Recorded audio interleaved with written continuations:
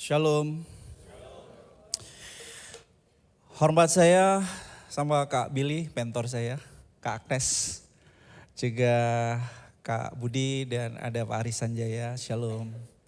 Puji Tuhan, sebuah sukacita kita dapat bersama-sama di pagi yang diberkati ini. Saya percaya setiap kita, saudara, hadir di sini oleh karena anugerahnya. Amin. Semua karena anugerahnya. Baik, langsung saja. Nah, ini keluarga saya tadi sudah diperkenalkan dan oleh anugerahnya sejak 2003 secara khusus saya dikasih tugas Tuhan khusus untuk melatih dan melengkapi para pemimpin baik church leaders maupun marketplace leaders di berbagai kota di Indonesia dan di berbagai negara. Seperti yang Bapak Ibu lihat di LCD, di layar monitor Bapak Ibu semuanya. Ya, dan beberapa yang mengikuti secara online, lebih dari 20.000 orang sampai hari ini. 2 tahun terakhir ini saya dikasih tugas Tuhan juga khusus untuk melatih dan melengkapi para pemuda, pemimpin muda. Oleh anugerahnya kurang lebih 25.000 orang dilayani sepanjang 2022 dan 2023. Oke, kita langsung saja kepada materinya.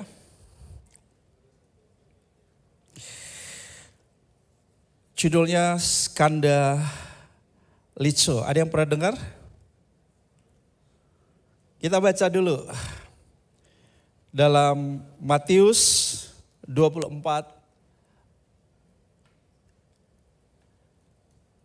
dikatakan bahwa tanda kedatangan Yesus yang kedua dan kesudahan dunia, salah satunya adalah banyak orang akan murtad. Kalau banyak orang akan murtad, menurut saudara yang murtad ini yang sudah kenal Tuhan Yesus atau yang belum ya? Pasti yang sudah kenal baru disebut murtad, betul nggak? Iya kan? Banyak orang akan murtad, mereka akan saling membenci dan kemudian akan saling menyerahkan. Saudara, kita sedang berada di akhir daripada akhir zaman. Dan semua tanda-tanda yang disampaikan Yesus kepada murid-muridnya, hampir semuanya sudah tergenapi. Ya. Salah satunya adalah kemurtatan. Nah, murtad itu ada muncul beberapa kali di Alkitab. Kata murtad yang dicatat di dalam Matius 24 ini, saudara, bukan berarti seorang yang menyangkal Yesus dan tidak mau lagi kembali percaya pada Yesus. Tetapi murtad yang dicatat di ayat ini, saudaraku, yang disampaikan oleh Yesus dalam bahasa Yunani skandalizo atau dalam bahasa Inggris offended. Itu bicara mengenai, saudara, seorang yang tersandung, jatuh, terperangkap dalam jerat iblis. Oleh karena apa? Oleh karena, bisa baca dengan keras warna merahnya, kekecewaan. Berapa banyak saudara yang belum pernah kecewa, boleh angkat tangan? Kayaknya ini sering kita alami ya, yang namanya kecewa ya kan. Ya, kita memang hidup di masyarakat yang sedang rusak, betul nggak saudaraku? Jadi kau yang berjanji, kau juga yang kecewa saudaraku ya. Nah, saudara, murtad di sini adalah kekecewaan, ya. Kemudian tersinggung, tawar hati, apalagi kemarahan, lalu ada kepahitan yang pada akhirnya kemudian, saudara, imannya goncang dan dia mulai meninggalkan Tuhan. Nah, saudaraku yang dikasih oleh Tuhan, seringkali kita menganggap kekecewaan adalah hal yang biasa. Tapi hati-hati Bapak Ibu. Karena Yohanes Pembaptis juga skandalizo. Dia kecewa sama Yesus. Karena pada waktu dia di penjara, dia tidak dikunjungi sama Yesus. Dan yang paling menyedihkan adalah Yesus berkata begini, Yohanes itu tadi yang paling besar. Tapi karena skandalitsonya, maka yang terkecil dalam kerajaan sorga lebih besar daripada Yohanes Pembaptis. Saya paling takut bagian yang ini, saudara. Saya paling takut. Sebetulnya yang paling mudah kecewa adalah orang-orang yang sudah melayani seperti saya sama Kak Billy ini. Yang sudah lama berkorban. Habis-habisan, berjuang, berdarah-darah. Wah, untuk pekerjaan Tuhan. Itu paling gampang kecewa sama Tuhan. Kalau yang kita harapkan, kalau yang kita impikan, kalau visi itu tidak menjadi kenyataan, saudara. Mudah sekali buat kita, saudara, kecewa. Dan Yesus berkata, berbahagialah orang yang tidak kecewa dan tidak menolak aku. Nah ini saudara, puncak daripada skandalizo adalah saudara, menolak apa? Tuhan, ya, menolak Tuhan.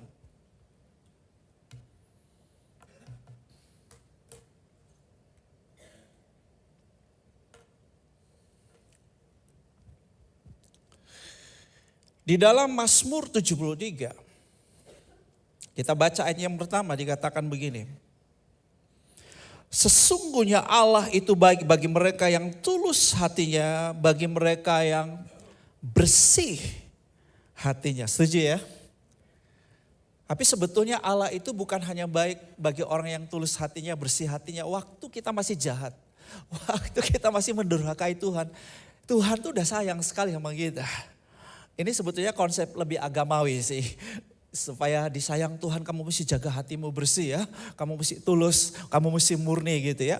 Tapi sebetulnya pemazmur ini atau Asaf ini juga gak murni. Cintanya pada Tuhan juga gak pure. Why? Bisa kelihatan. Ternyata saudara, kenapa saudaraku dia itu menjaga hatinya bersih.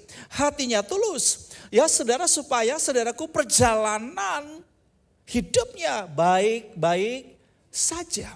Supaya dia tidak terpeleset dan tidak jatuh. Supaya dia tidak tergelincir. Supaya dia tidak mengalami kondisi yang buruk dalam hidup ini. Supaya dia berhasil. Supaya dia sehat. Ini yang saya tangkap dari motif seorang Asaf. Sebab perhatikan di ayat-ayat selanjutnya. Dia bilang, hey, tetapi aku sedikit lagi maka kakiku terpeleset, nyaris aku tergelincir dan seterusnya. Ya, dia bicara mengenai kesakitan, tidak ada pada mereka. Mereka tidak mengalami kesusahan manusia. Rupanya ini motif Asaf yang tersembunyi, saudaraku. Ya, tidak selamanya orang mendekat sama Tuhan, rajin melayani dan seterusnya. Semua yang kelihatannya baik. Tujuannya adalah saudara murni. Ternyata saudaraku kebanyakan orang, ini kita mesti koreksi. Kebanyakan orang Kristen mendekat sama Tuhan. Rajin melayani, berkorban lebih lagi. Supaya apa? Supaya saudara dapat jaminan perlindungan. Jaminan keamanan. Supaya everything okay. Usaha pekerjaannya lancar, car-car. Iya kan? Iya kan? Bisnisnya berhasil. Sehat, tidak ada kesakitan, tidak ada kesusahan, tidak ada kemalangan. Kalau itu bukan motifnya Asaf, dia nggak protes. Di sini dia protes dong. Di sini sebetulnya dia lagi argumentasi sama Tuhan. Dia questioning God. Hey Tuhan, aku jaga hatiku bersih loh. Ya, aku tulus sama Tuhan. Tapi kok kenapa dia ngalamin kondisi yang buruk? Bahkan dikatakan saudaraku di ayat 14. Namun sepanjang hari aku kena tulah dan kena hukum setiap pagi. Yeah. Sementara orang-orang yang tidak mengenal Tuhan, orang fasik, orang jahat, orang sombong. Kok kelihatannya gak ada masalah ya? Kelihatannya sukses ya, kaya ya. Wah, kelihatannya berhasil ya, sehat, gemuk. Kelihatannya mereka itu oke, gak ada masalah dalam hidup mereka. Tapi kok aku yang cinta Tuhan, aku yang doa puasa, aku yang berkorban, jaga hatiku, hidupku bersih, kudus. Kok gak sama ya sama mereka? Mereka kelihatannya lebih baik dan lebih berbahagia dari aku.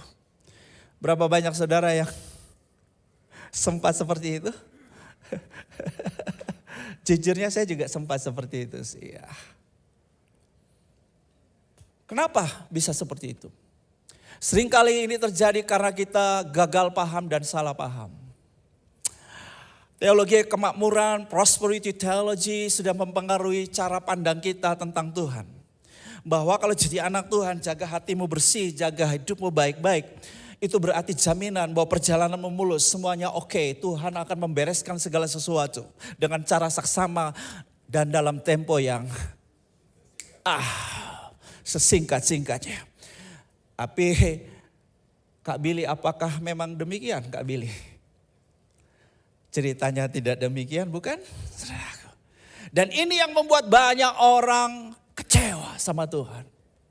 Banyak orang kecewa sama para pemimpin agama, pemimpin rohani, kakak rohani, ketua komsel, dan seterusnya. Why?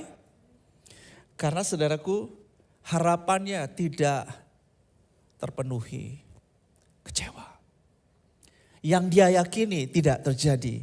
Yang dia imani tidak dikabulkan. Yang dia claim it and name it.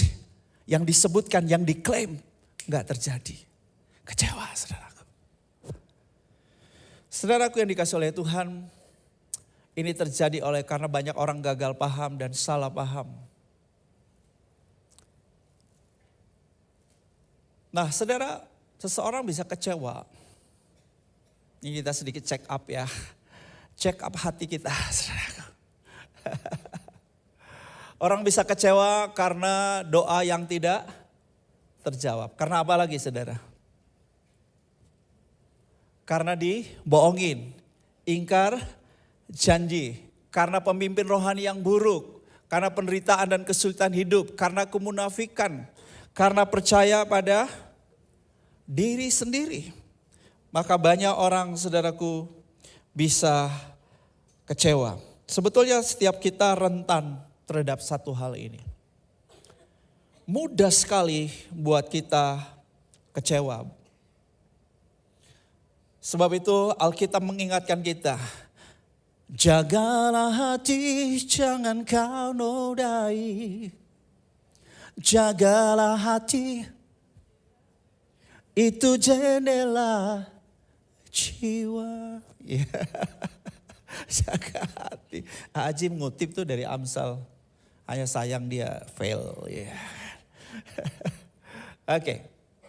Nah, kita langsung aja nih pada poin pentingnya nih ya kan. Supaya tidak skandaliso gimana? Berapa banyak saudara mau bebas dari skandaliso? Iya kan? Immune terhadap skandaliso? Gimana caranya? Ya, supaya sehat spiritualitasnya, emosinya sehat. Karena orang kalau sudah kena skandalizo itu sudah nggak sehat. Spiritualitasnya dan emosinya udah pasti nggak sehat. Ya. Kita perlu apply 7 prinsip. Wah kelamaan dong 7. Nggak usah khawatir. 7 prinsip ini semua saudara baca cepat aja di Mazmur 73. Ya. Saudara akan jumpai di situ ada 7 prinsip yang kita mesti apply dalam hidup kita supaya apa saudara?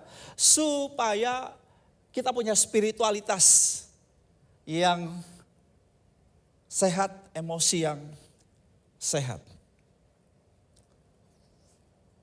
Kelihatan ya? Oke.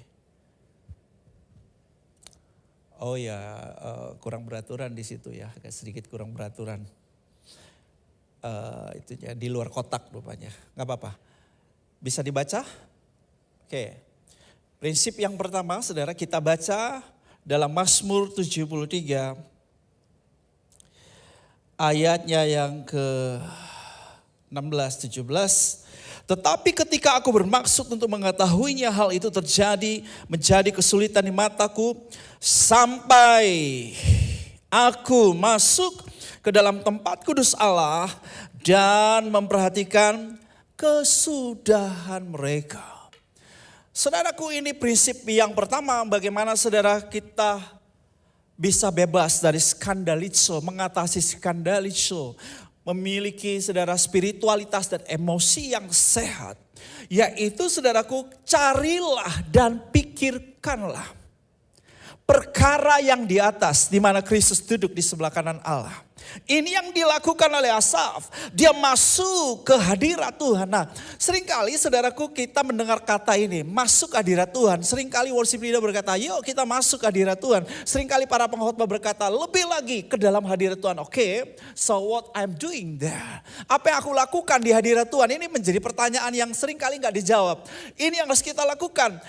Ketika kita ada di hadirat Tuhan, ini yang kita lakukan. Kolose 3 ayat 1 dan 2 berkata, carilah, pikirkanlah. Cari apa? Cari kebenarannya, kerajaan Allah dan kebenarannya. Pertama, carilah kerajaan, bicara carilah rajanya dan sistem pemerintahannya. Carilah rajanya dan saudaraku, prinsip-prinsip kerajaan itu yang kita cari. Itu berarti saudaraku kita perlu cari wajah Tuhan. Bicara mengenai cari wajah Tuhan berarti kita mencari sifat-sifatnya Tuhan. Kemudian kita mencari kebenarannya. Setelah kita mencari kebenarannya, maka kita pikirkan selanjutnya, kita renungkan kebenarannya. When you know the truth will set you free. Kenapa sih banyak orang masuk keluar hadirat Tuhan kok biasa aja, gak ada perubahan, gak ada transformasi? Why? Karena dia gak mencari. Dan dia gak mikirkan, merenungkan, meditate the word of God. Day and night, that's problem. Ya. Ketika saudara cari, pikirkan saat perjumpaan dengan Tuhan, maka terjadi sebuah transformasi berpikir. Metanoia terjadi saudaraku. Iya kan? Saudara akan memiliki perspektif ilahi. Saudara akan punya cara pandangnya Tuhan.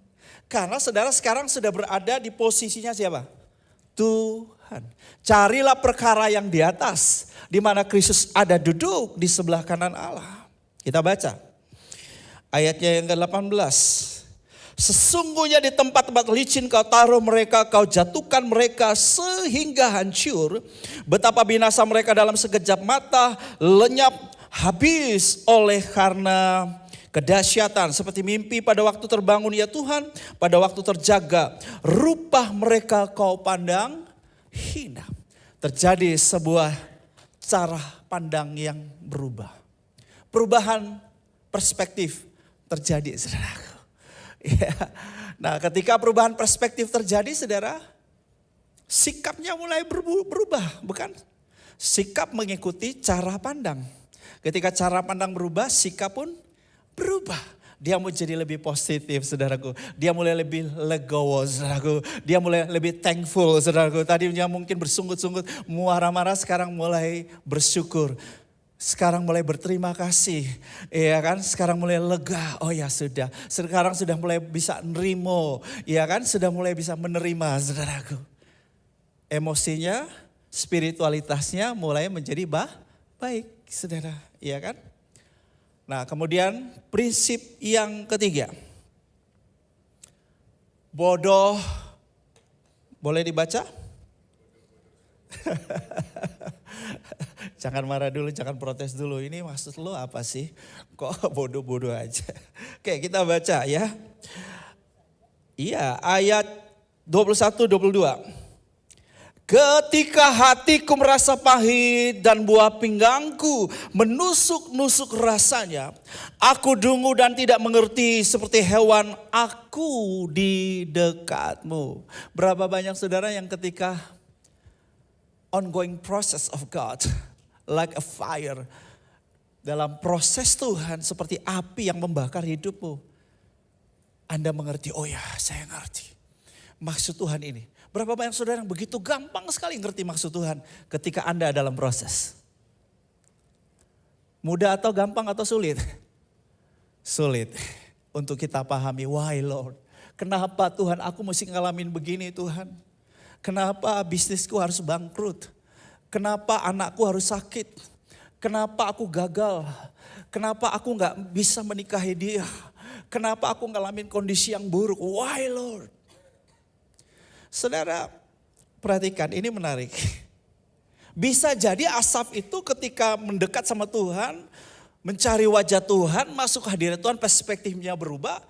Dia juga punya iman seperti ini, pengharapan seperti ini, keadaanku pasti akan lebih baik. Semua akan pasti beres, pintu-pintu pasti akan terbuka. Semuanya pasti akan selesai, ada solusinya. Ternyata kondisinya lebih buruk loh. Dia bilang, di sini dikatakan, hatiku merasa pahit, buah pinggangku menusuk-nusuk. Kok keadaannya tambah sakit sih? Kok tambah buruk sih? Kok tambah sulit? Aku kira aku mendekat sama Tuhan, aku cari wajah Tuhan, aku mikirin firman, kondisi akan lebih baik. Ternyata kok bisa lebih buruk? Lebih sulit untuk dimengerti lagi, saudaraku. Saudaraku, saya juga mengalami yang namanya proses. Ya, jangan pikir bahwa pendeta itu tidak ngalamin proses. Mungkin pendeta prosesnya lebih berat dari kebanyakan jemaat, saudaraku. Ya, hanya memang pendeta yang kayak begini nggak bisa cerita terlalu bebas, ya kan. Tapi sudah pasti pendeta juga ngalamin yang namanya proses diremukkan, proses dihancurin, proses dipurify, dimurnikan dalam api. Kita juga ngalamin. Saudaraku yang kasih, seringkali kita tidak mengerti. Tapi saudara jemaat Tuhan, kalaupun kita tidak mengerti yang spesifik, apa maksud Tuhan dari persoalan, problem, masalah yang kita alami, sakit, kesusahan, malapetaka, kesulitan yang kita alami, kondisi buruk yang kita alami, saya harap kita mengerti 3 hal ini. Kita lompat ke prinsip yang ketujuh.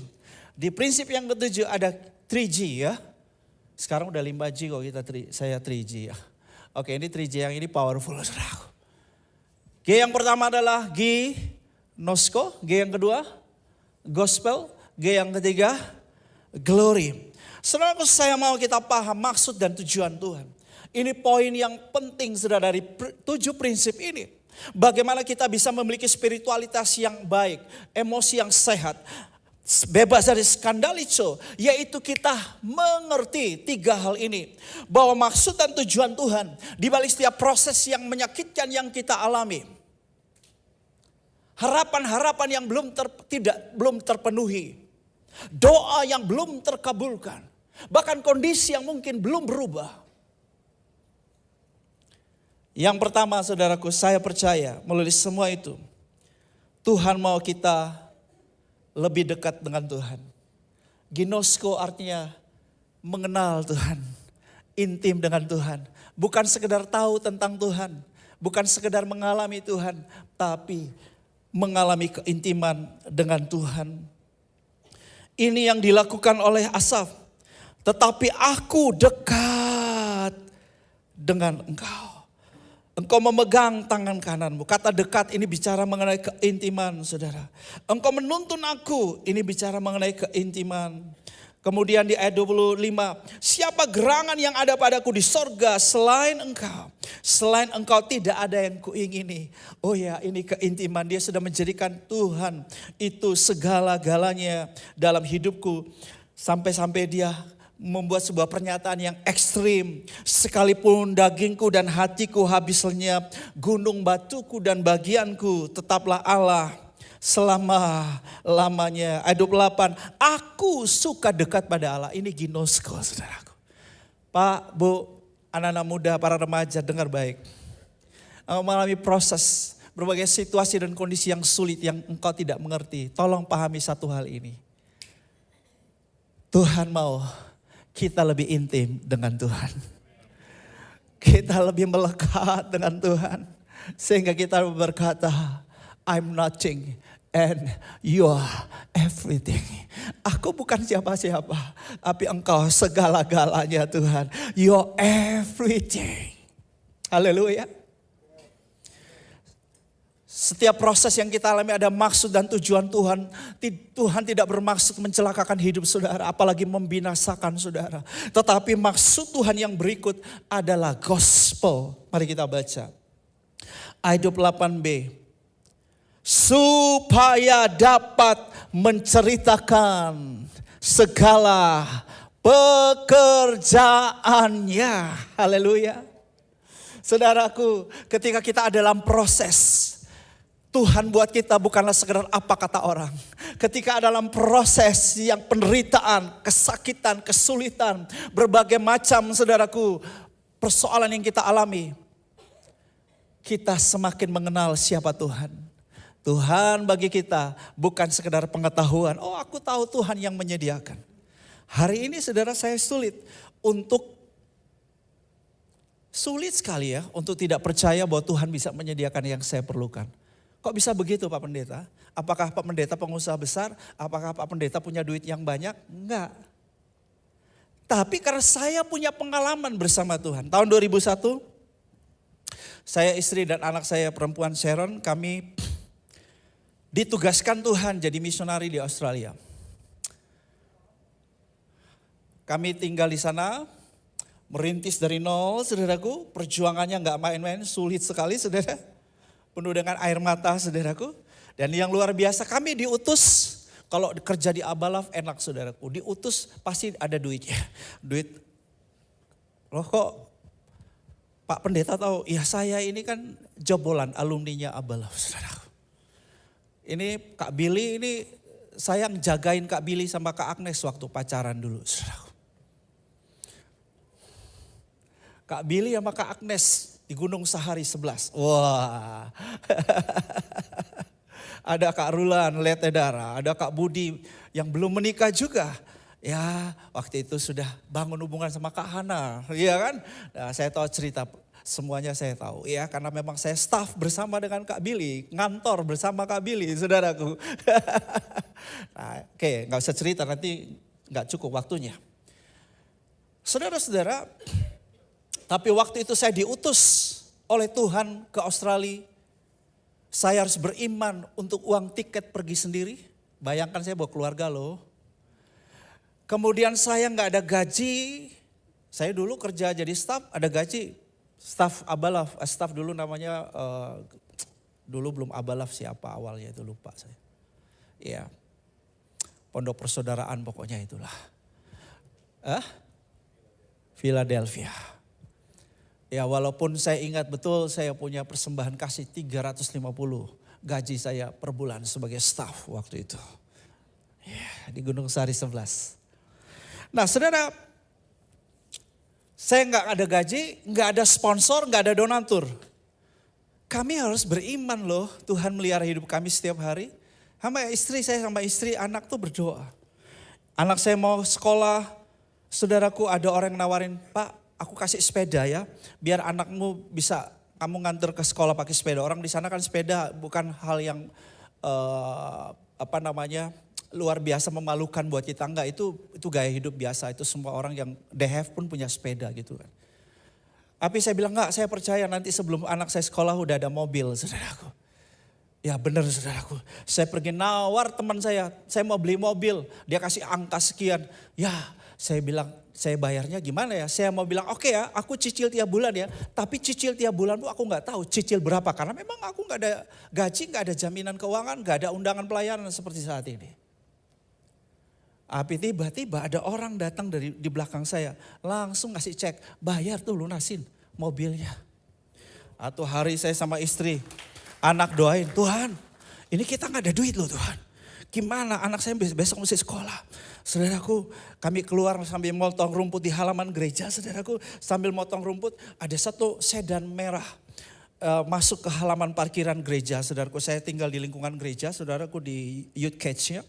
Nah kemudian saudaraku, seorang ibu wanita bule, saudaraku keluar, dia cari-cari, dia lihat-lihat. Ke gedung gereja gak ada orang, tapi hanya ada kita bertiga di situ saudaraku. Lalu saudaraku dia dekat sama kita, dia mendekati kita dan dia berkata begini, today the Lord told me that a family needs some money, so I came with money for this family. Saudara, dia keluarkan amplop putih saudaraku dan dia ngasih satu amplop putih buat saya saudaraku. Saya terima amplop putih itu, saya jabat tangan, dia doain saya dan keluarga saya di situ, lalu dia pergi. Itu pertemuan pertama kali dan terakhir kali, saya nggak tahu lagi kemana tuh orang. Saya kalau cerita banyak mujizat tuh kayak mimpi. Tiap kali saya kehabisan beras, saudaraku. Tahu Bapak Ibu, Orang nggak ada masuk ke ruangan kami tanya ada beras nggak? Enggak. Tiap kali kami kehabisan beras, namanya tinggal di Australia, kami orang Indonesia tetap masih makan nasi, saudaraku. Jadi saudaraku, tiap kali kami kehabisan beras, di depan pintu rumah kami, buka pintu, ada sekarung beras. Tiap kali kalau beras kami habis, nggak percaya tuh?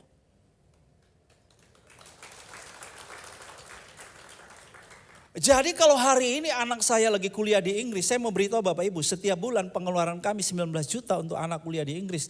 Hanya untuk kos dan makan, belum biaya kuliah. Bapak Ibu nanya, ada duit enggak Pak?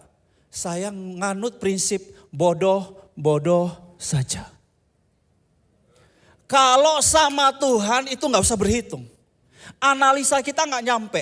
Tapi kalau Tuhan udah ngomong, Tuhan udah sampaikan, percaya saja melangkah, Anda lihatmu. Nah saya bisa cerita ini karena saya punya pengalaman bersama Tuhan. Halo. Jadi proses itu loh. Saudara kalau ada proses, saudara tuh cerita. Memang di proses itu enak, sakit, menangis, air mata, jerih. Tuhan, why me? Saudara gak ngerti. Tetapi Tuhan mau supaya saudara sampaikan gospel. Good news, kabar baik. Karena ada Tuhan yang hidup, yang saudara alami. Haleluya. Dan yang ketiga, glory. Saudara dikatakan di sini, saudaraku. Tuhan membawa aku ke dalam kemuliaan.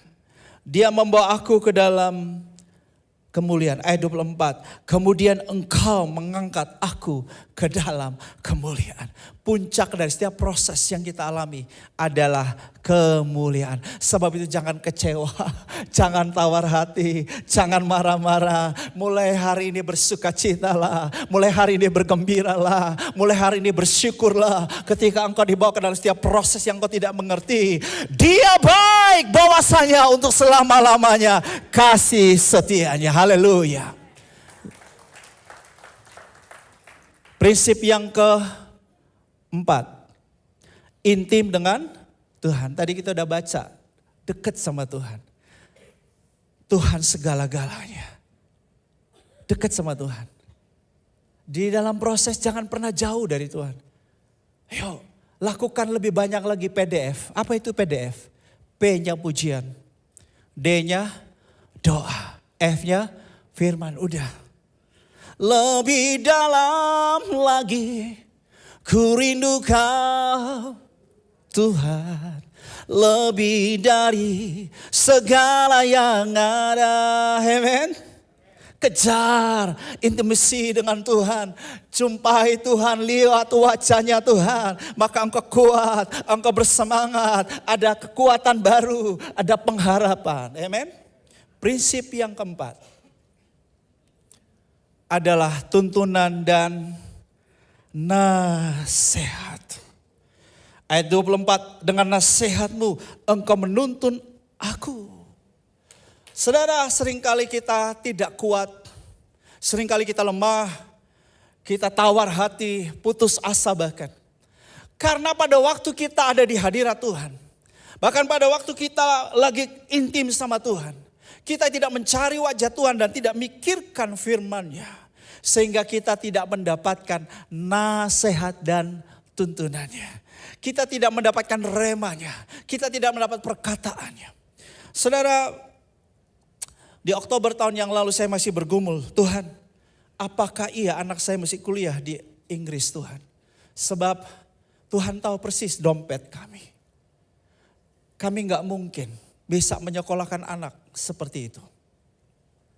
Pada waktu saya melayani sama istri di Malaysia, di mobil, tiba-tiba saudaraku, Tuhan bicara sama saya begini, dalam bentuk pertanyaan. Bram, kamu yang membiayai kuliah anakmu atau aku yang membiayai kuliah anakmu? Tuhan nanya aku begitu.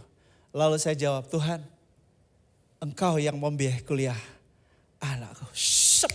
Semua kekhawatiran, ketakutan, hal-hal yang mengganggu saya tadi yang masih membuat saya ya maju mundur. Enggak. Ya enggak. Tiba-tiba saya punya sebuah iman bahwa Tuhan akan melakukan mujizat. Saudara tahu, agen yang ngurus visa anak kami pun bingung. Dia bilang begini, Pak, biasanya ngurus visa student paling cepat 3 minggu. Ini yang pengalaman kami. Bahkan ada yang gak dapat. Tapi kok anak Bapak 3 hari visanya sudah keluar.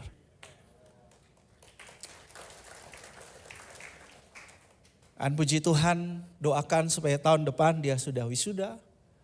Dia berusia 20 tahun hari ini. Memang kok masih muda ya, karena dia tidak sempat SMA Bapak Ibu. Jadi SMP langsung kuliah. Gitu ya. Nah, jadi saudara yang dikasih oleh Tuhan, penting sekali untuk kita dapatkan nasihat dan tuntunan Tuhan. Ya, penting sekali. Ini yang membuat kita tetap kuat, bersemangat, tetap bergairah, tetap bersuka cita, bergembira. Prinsip yang ke-6. Sekalipun dagingku dan hatiku habis lenyap, gunung batuku dan bagianku tetap Allah selama-lamanya. Ayat 27. Sebab itu ayat 26 maksud saya. Kita baca cukup ayat 26. Maksud saya 25. Siapa gerangan yang ada padaku di sorga selain engkau? Selain engkau tidak ada yang kuingini di bumi. Pak, Bu, kenapa banyak orang bermasalah secara spiritualitasnya dan emosinya? Why? Terlalu banyak yang diingini. Keinginannya banyak banget, saudara, gak pernah habis-habis, saudaraku. Yesus bilang sama Marta, hei Marta, engkau khawatir dan menyibukkan diri dengan banyak hal yang tidak perlu. Just one is needed. Hanya satu hal yang perlu. Oh, come on man. Hanya satu hal yang perlu. Maria telah memilih bagian yang terbaik yang tidak akan diambil daripadanya. Saudaraku yang dikasih oleh Tuhan, biarlah bagian terbaik yang tidak pernah diambil dari hidup kita, yang kita ingini adalah Tuhan kita, dialah segala-galanya, amin. Sekalipun dagingku dan hatiku habis lenyap, gunung batuku dan bagianku, tetaplah Allah selamanya, amin. Hanya dia bagianku. Saudaraku, kita perlu seperti Paulus bilang, sekalipun manusia lahiriaku semakin merosot, namun manusia batinku, penderitaan yang aku alami mengerjakan bagiku kemuliaan kekal, glory, haleluya. Dahsyat. Kita mesti punya iman seperti sahabatnya Daniel, Sadrak, Mesak, Abednego. Sekalipun Allah yang kami sembah tidak membebaskan kami dari api itu, kami tidak pernah menyembah dewa Tuanku. Haleluya. Tuhan lagi mencari iman seperti ini, saudaraku. Hanya satu yang perlu. Apa itu? Kembali kepada keintiman dengan Tuhan. Ginosko. Kenapa? Karena ini yang kekal, saudaraku. Bukan berarti pekerjaan tidak penting. Yang dilakukan Marta itu penting. Tapi Yesus sedang bilang begini, hei Marta, yang kamu lakukan berhenti di sini, di bumi. Tapi yang kekal bersama aku adalah apa yang dilakukan oleh Maria. Duduk dekat kakiku dan mendengarkan aku berbicara. Saudara, dunia tidak lagi baik-baik saja. Betul Bapak Ibu? Hari ini dan ke depan keadaannya jauh lebih buruk. Tantangan jauh lebih besar. Tapi satu hal yang jangan sampai kita lalai dan abai melakukannya, yaitu bangun terus keintiman dengan Tuhan. Salah satu disiplin rohani yang paling sederhana yang perlu kita lakukan setiap hari adalah no Bible, no breakfast. Saya ulangi, no Bible. Berapa banyak saudara sebelum datang ke sini sempat sarapan firman? Good. Kalau Pak Pendeta, ya saya sarapan firman dulu saudaraku. Baru sarapan pagi. Sarapannya double lagi saudara, dikasih bakmi lagi. Wah enak, bakminya masih ada di situ. Enggak habis saudaraku, kebanyakan saudaraku. Haleluya.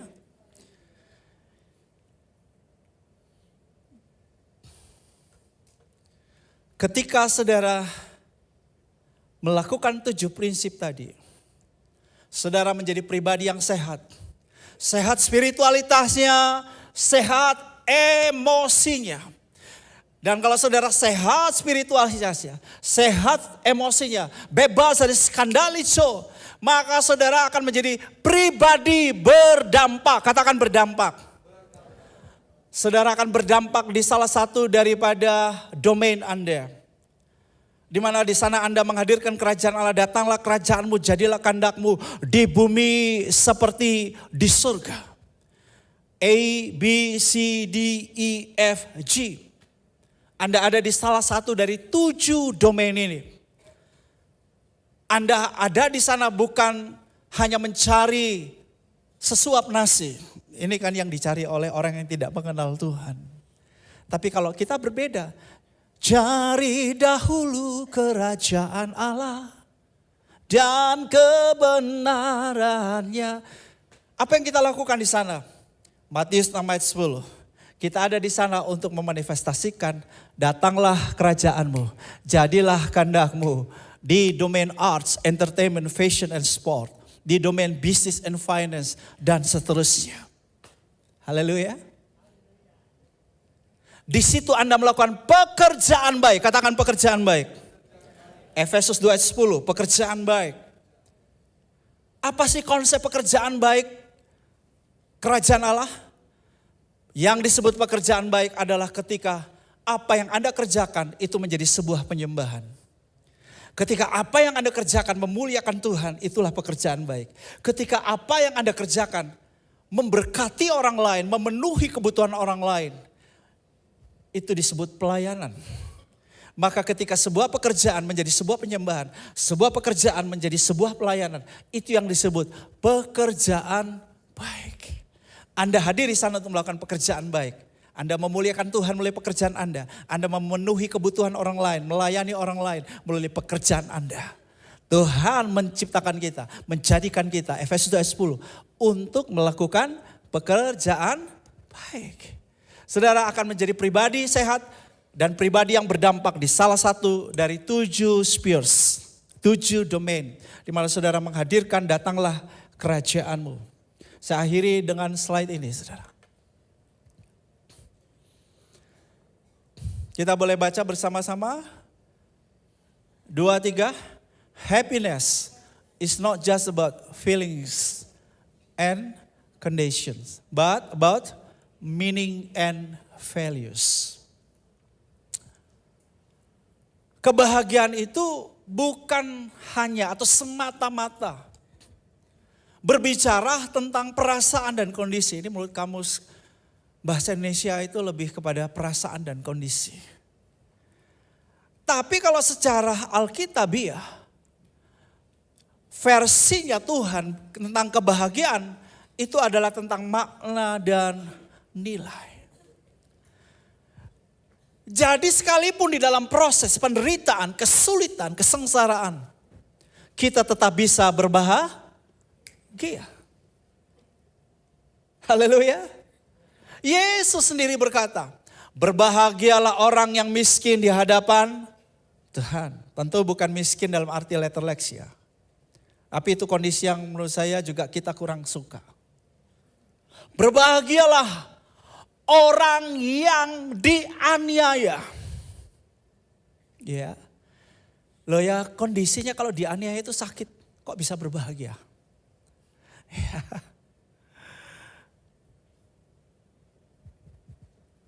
Perasaannya tuh kalau lagi dianiaya sakit, kok bisa berbahagia?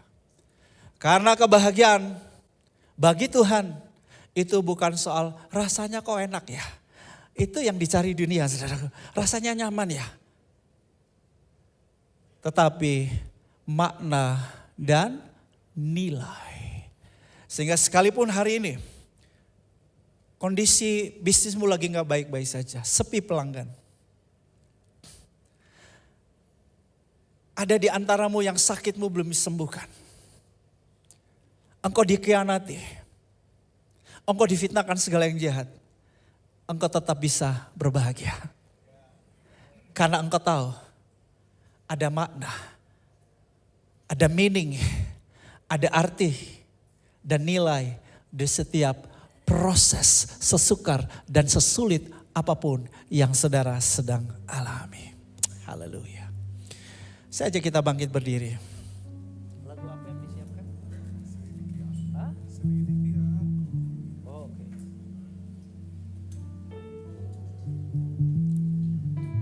Selidiki aku, lihat hatiku. Apakah ku sungguh mengasihimu, Yesus? Kau yang Maha Tahu dan menilai hidupku. Tak ada yang tersembunyi bagimu. Selidiki aku, lihat hatiku. Oh, sungguh mengasihimu, Yesus. Kau yang Maha Tahu dan menilai hidupku. Tak ada yang tersembunyi bagimu. Telah kulihat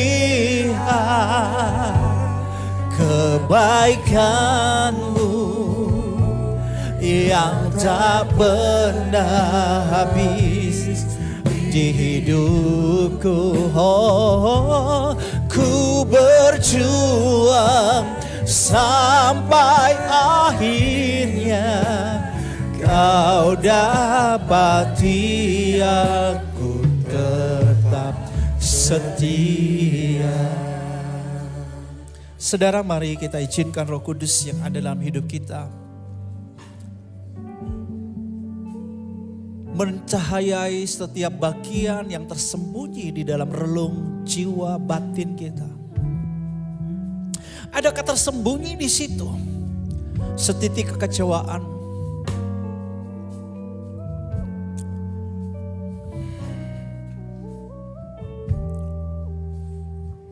ketawaran hati atau kemarahan?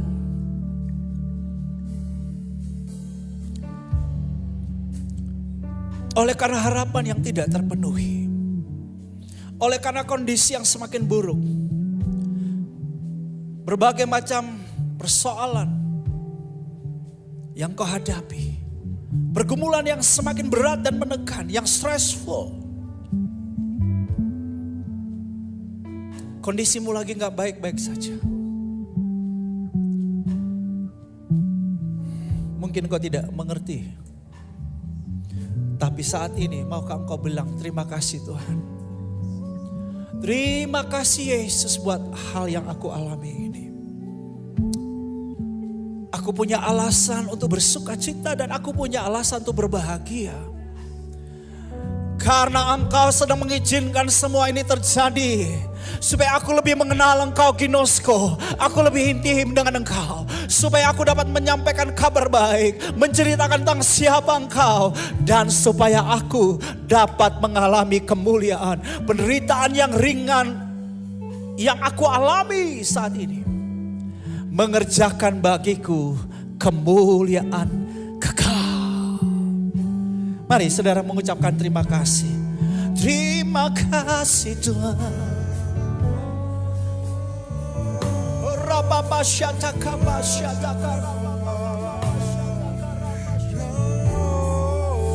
Terima kasih Yesus. Kau sungguh baik. Kau sangat baik. Terima kasih Tuhan. Bahwasanya untuk selamanya kasih setiamu. Aba Bapa, hamba-Mu sudah menyampaikan sedikit daripada firman-Mu. Roh Kudus Maha Guru kami, terus berbicara dalam setiap renungan kami, dimanapun kami berada, di panggilan kami masing-masing di salah satu dari 7 domain. Kami ada di sana sebagai pribadi sehat, pribadi berdampak, pribadi berbahagia. Kami bebas dari skandalizo. Di dalam nama Tuhan Yesus. Haleluya. Amin.